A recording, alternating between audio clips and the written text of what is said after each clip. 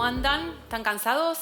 Espero que no tanto. Para esta última charla me vine con una fichita que se supone que me tiene que durar 10 minutos, así que espero no olvidarme nada.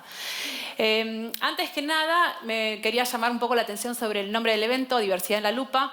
Me voy a hacer eco de unas palabras que estuvo diciendo Leandro, porque también a mí me pareció como muy llamativo. Esto de... podría haberse llamado diversidad como ventaja, diversidad como valor, a cuántos eventos hemos ido donde ese era el nombre. Pero decir que está en la lupa es llamar un poco la atención sobre algo que hoy es una verdad incómoda, ¿no? Es algo que está siendo cuestionado, que está siendo observado, que está siendo puesto en tensión.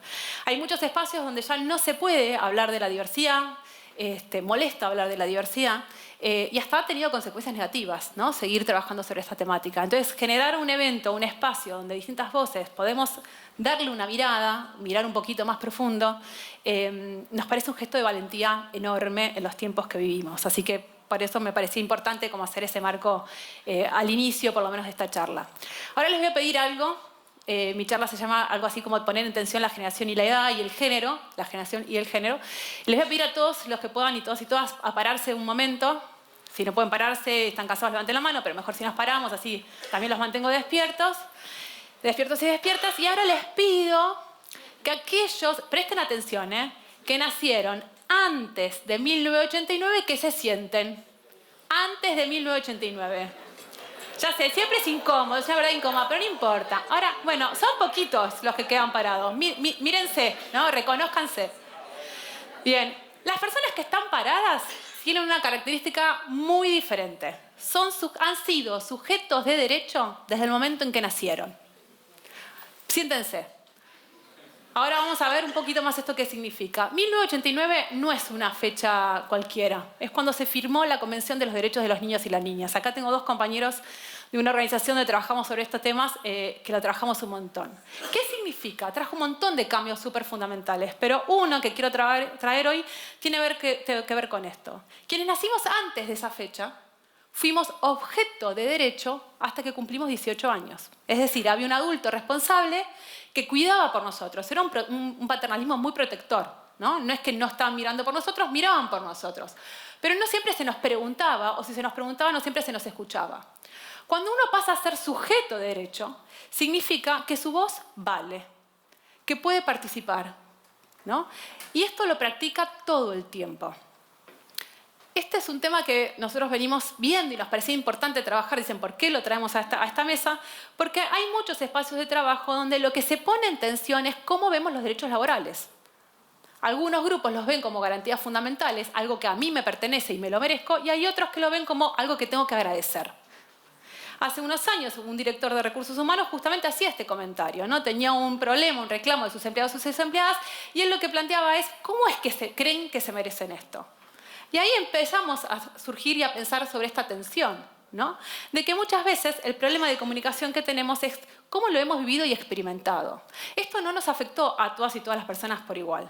Quienes somos de la generación X, ahí hablaba también la Silver, ni nos enteramos de que esto pasó en el universo y que de repente alguien ganó más derechos, hasta que nos enfrentamos con, por ahí en la época del 2000, con otras infancias que venían a decirnos que tenían derecho de no bañarse, o de no ir a la escuela, o de jugar y no levantar la mesa, ¿no? Y de repente ahí encontramos una realidad paralela de la cual desconocíamos.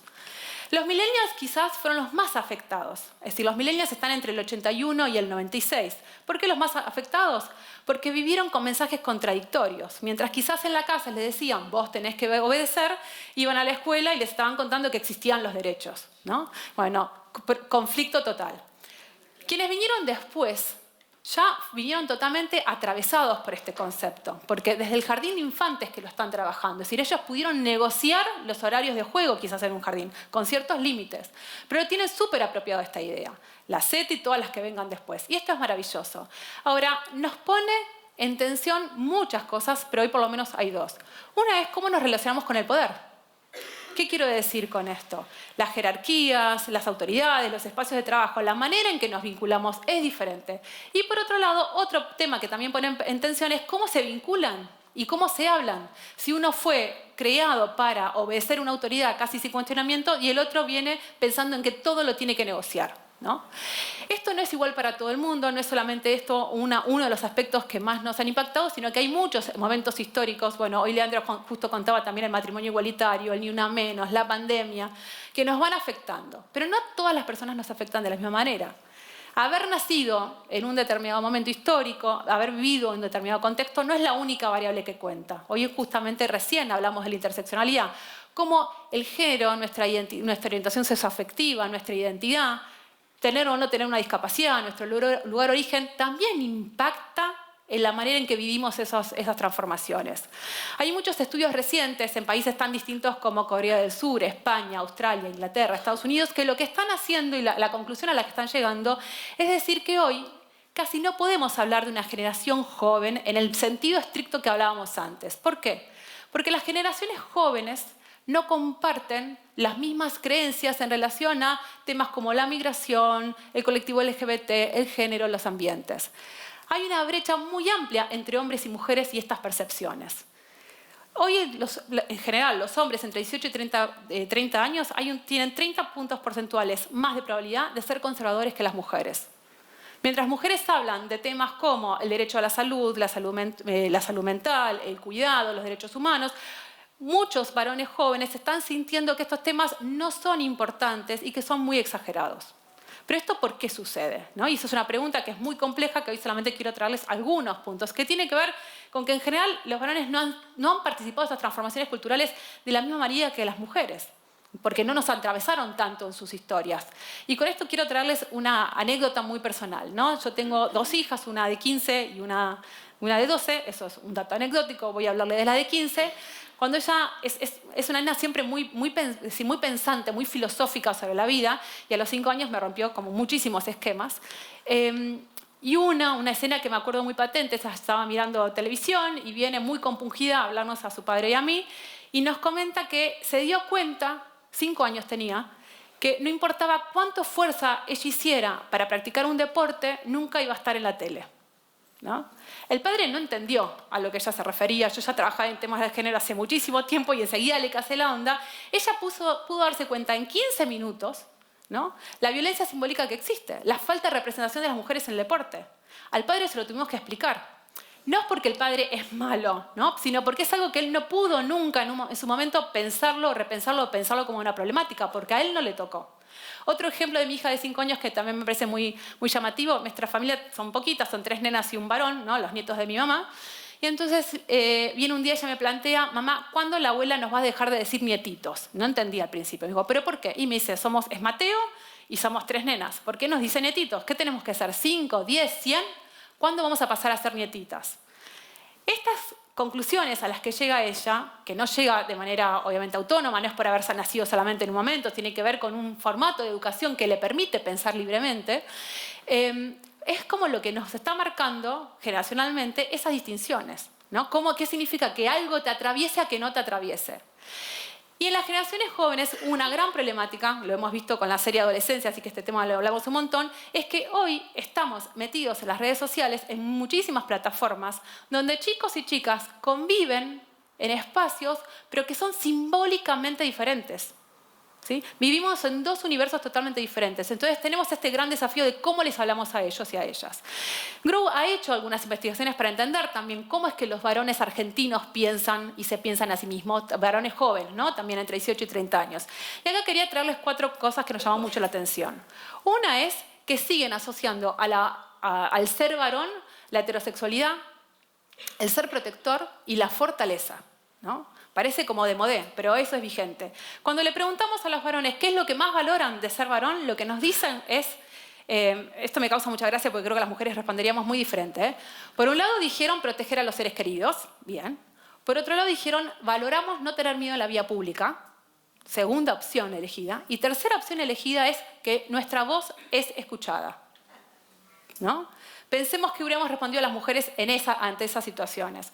Cuando les preguntamos en relación al cuidado, una cosa también súper interesante que ellos traían es que el cuidado no es visto como una demanda personal, sino como una demanda ajena. Es decir, van a cuidarse, van al médico si su mamá, su novia, su esposa o la empresa les dice que se tienen que cuidar.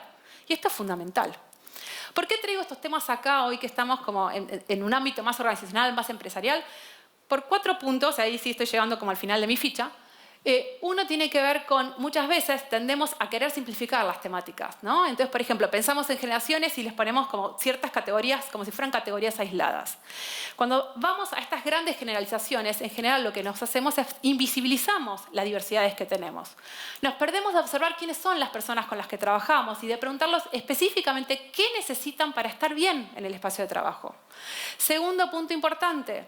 En 5 años, el 70% de las personas que van a estar en el mercado de trabajo van a ser, más allá que los que nos vamos a sostener los X y los Silver, van a ser de la generación Z y los millennials.